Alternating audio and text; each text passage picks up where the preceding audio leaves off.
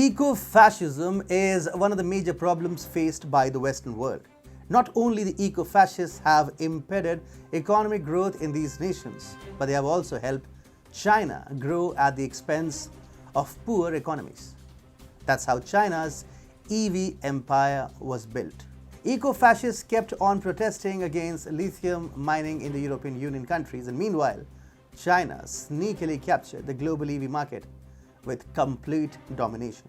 Thankfully, France's President Emmanuel Macron is changing that by launching a decisive war against both China and France's eco-fascists. You're watching TFI Global, the foreign affairs and geopolitical analysis arm of the TFI Media Group. I am your host Atul Mishra, and in this video I will tell you how French President Emmanuel Macron is planning to end China's dominance in the EV sector. Let's begin. Undertaking lithium mining operations is a tedious task for any European government. For instance, protesters vehemently opposed the lithium mining project last December in Serbia and spelled doom for the country's mining industry. A Reuters report revealed that currently 19 such mining conflicts are pending unresolved in the EU territories. Lithium mining is pivotal to the EV battery manufacturing sector. Hence, anti-mining initiatives launched by several environmentalist groups over the past years threaten to undermine the EU's goal of achieving self-sufficiency in the EV sector by 2025. Thanks to this ongoing infighting in the European Union, China has already seized about 70% of the global lithium mining industry. The global market for EV batteries has grown to the size of $27 billion in 2021 and is expected to continue expanding. China wants to dominate this sector. In fact, it already dominates at least 40% of the global battery market. Impressive numbers, right? But one country in the EU has now decided to take the matter into its own hands and change the course of history. Hey, it's me, Atul. I started this channel. We started small, we went big. Suddenly, the Whitey police was after us. We dodged and ducked, but the algos got us really bad. So we designed our own app. It's free. We never asked for money, we never will. But the droid called us too sensitive and blocked us.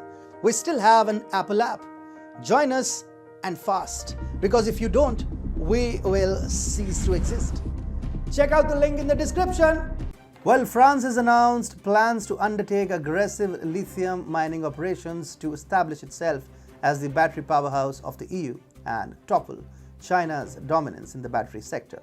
France's Environment Minister Barbara Pompili said on Thursday that France desperately needs metals like lithium. The minister warned France needs long-term import contracts, but also to get lithium at home if we want to become a society which emits less greenhouse gases. We have to face the consequences. France has two clear motives behind this lithium mining agenda. Firstly, it wants to dominate the EU's battery manufacturing sector.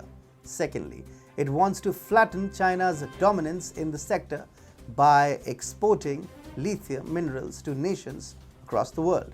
Currently, almost all the critical minerals needed to manufacture EV batteries come from outside the continent, particularly China. France realized that if the democratic world doesn't gear up to brave China on this front, the communist nation would soon spread its tentacles all over the EV and battery sector. Make no mistake, France had recently detected domestic lithium deposits and is now striving to undertake exploration efforts in the eastern Alsace region. The French minister also added that if it shows we have our own lithium at home, we must take the responsibility to extract it on our territory, because we will do so under good conditions. But France doesn't want to stop here. Various French mining companies have also been told by the French government to pursue lithium mining operations on foreign soil.